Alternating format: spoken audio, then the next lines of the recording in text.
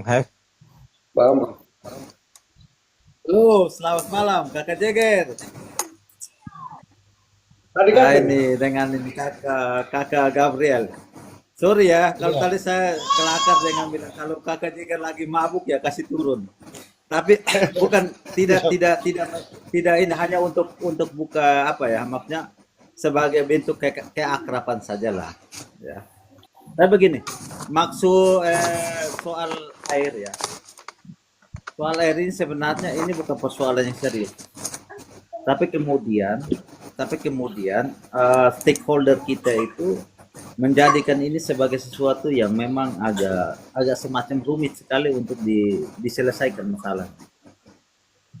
Tadi saya pemaparannya ini Kakak Gabriel ini saya baru masuk berapa menit yang lalu ya, baru bergabung. Saya tidak ikuti baik. benar itu pemaparan seperti apa. Tapi begini, sekarang ini untuk air ini kan kita tidak hanya lagi sekedar bergantung pada persoalan gravitasi. Kalau pada waktu zaman dulu mungkin kita akan selalu mengandalkan sumber air yang berada di atas ketinggian untuk mengairi kita yang berada di bawah. Tapi sekarang persoalan itu sudah terselesaikan dengan adanya teknologi. Jadi persoalan gravitasi itu bukan lagi masalah untuk kemudian orang mendapatkan air bersih. Nah, hanya persoalannya sekarang adalah niat baik atau kemauan daripada para stakeholder untuk kemudian menghadirkan air di wilayah-wilayah yang memang tidak bisa diselesaikan dari sisi persoalan soal gravitasi tadi. Kalau misalnya ada sumber air yang besar, tetapi kalau kemudian dari sisi persoalan gravitasinya tidak bisa diselesaikan, itu memang tidak bisa. Maka tidak ada solusi lain selain ada campur tangan atau intervensi teknologi dalam hal ini. Nah, kalau yang saya ikuti untuk wilayah pegunungan ini kalau pendekatan soal sumber air dan gravitasi itu bukan persoalan yang menjadi pilihan untuk kemudian menyelesaikan persoalan di gunung. Kalau di gunung itu teknologi pasti harus terlibat di dalam. Dalam hal ini adalah sumur bor.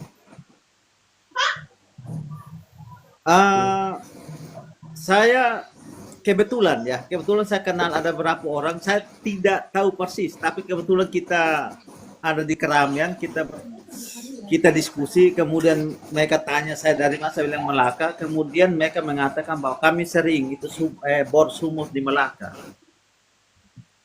Nah, dan anggaran apa? Bukan anggaran ya, program Pansimas itu ternyata disuplai oleh orang-orang yang memang ada di Kupang. Sumur bor itu mereka menyampaikan bahwa itu 30 juta, itu air sudah mengalir, sudah instalasi. Jadi Ya. 30 juta itu sudah sampai pada instalasi. Jadi sumurnya di bor, kemudian perpipaannya itu diinstalasikan seperti itu. Nah, persoalan kita sebenarnya itu mahalnya itu di situ. Kalau kita mengandalkan gravitasi, ada sumber air tapi kemudian pipanya yang kurang, maka persoalan kita pasti perpipaannya. Tetapi kalau misalnya sumber airnya tidak ada, kita mengandalkan sumur bor, maka itu kita konsekuensinya itu harus bor sumurnya, kemudian instalasi. Kalau saya bertanya ke mereka yang sering melayani kebutuhan desa-desa di Melaka. Bahkan mereka sebut desanya saya sendiri tidak tahu itu. Kami di Kupang ya.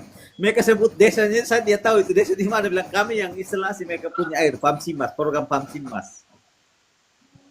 Nah, jadi dari diskusi kami itu kemudian saya menyimpulkan bahwa persoalan air itu sebenarnya ini persoalan kebijakan kepala desa sebenarnya. Kalau misalnya kepala desanya mau saja untuk kemudian menghadirkan salah satu saja tahap awal misalnya satu saja sumur bor saja, itu anggarannya itu mereka bilang kurang lebih 30 juta. Saya tidak tahu, ini mereka sampaikan ke saya.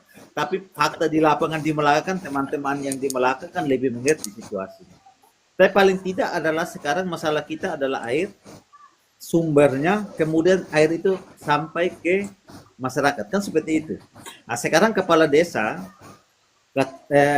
camat, kemudian bupati bisa berpikir, apakah kemudian masalah ini dibiarkan saja kemudian masyarakat sendiri cari sumber air, mengandalkan hujan.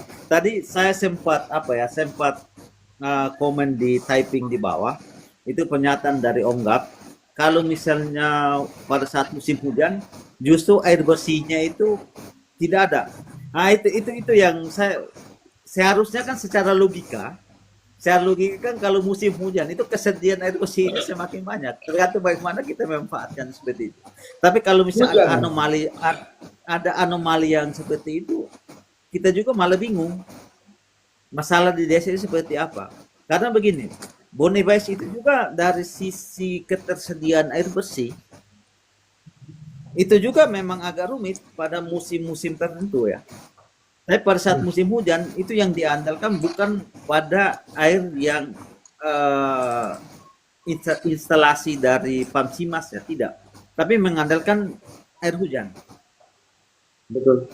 Nah, jadi sekarang ini kan kita diedukasi sebenarnya, masyarakat itu harus diedukasi bahwa ketersediaan air itu tidak hanya saja kita mengandalkan air yang berasal dari sumber air yang dari dalam tanah. Tapi kalau misalnya kita dipersiapkan, ya air hujan pun itu bisa digunakan untuk kebutuhan sebenarnya.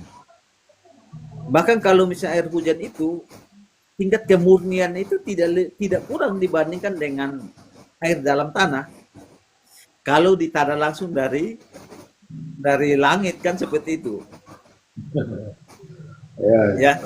Jadi ini persoalan air bersih, ini persoalan kebijakan anggaran di tingkat desa. Dananya untuk anggaran saya pikir 30 juta ini seperti ini karena rata-rata sekarang kalau saya lihat itu sekitar 90 sampai berapa ya untuk ADD-nya ya. Saya tidak terlalu spesifik setiap desanya. Tetapi dalam setahun itu anggaran yang ke desa cukup besar. Jadi kalau untuk menghadirkan setiap tahun menghadirkan satu sumur bor saja, seharusnya bukan persoalan yang serius. Seharusnya bukan persoalan yang serius. Tetapi ini pandangan dari saya yang kita diskusi dengan pelaku-pelaku yang bergerak di sumur bor ya. Mereka yang melayani, kebetulan mereka melayani Melaka, yang desa mereka sebut itu saya malah tidak tahu desanya ada di mana itu. Jadi untuk saya sementara kira-kira begitu ya Om Gams.